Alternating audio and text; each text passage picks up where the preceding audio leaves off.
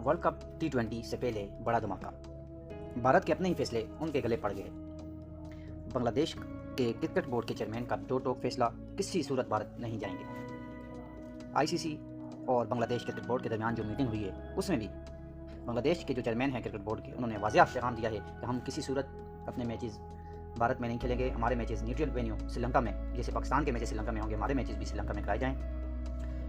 और हमारी सिक्योरिटी खदशात हैं जो हमारे भारत में, किसी सूरत में भी हम अपनी टीम या अपने जो मैच ऑफिशियल हैं उनकी ज़िंदगी खतरे में नहीं डाल सकते। आईसीसी ने बांग्लादेश पर दबाव भी डाला, लेकिन बांग्लादेश डटा हुआ है और किसी सूरत भारत जाने को तैयार नहीं। इस मौका पर बांग्लादेश क्रिकेट बोर्ड के जो चेयरमैन हैं उन्होंने एक और बात वाज़ेह की है कि अगर हमारे जो तल्लुकात हैं भारत के साथ ठीक भी होते, जैसे हमारे जो बॉलिंग कोच हैं मुश्ताक अहमद जिनका ताल्लुक पाकिस्तान से है, भारत उनको वीज़ा जारी ना करता तो हम फिर भी बाइकाट करते और किसी सूरत पे भी भारत में मैच खेलने के लिए तैयार ना होते। लिहाजा हमारे जो मैचेस हैं श्रीलंका में न्यूट्रल वेन्यू पर कराए जाएँ। भारत में सिक्योरिटी खदशात हैं, बहुत सारे मसाइल हैं और ये भारत का ही फैसला है।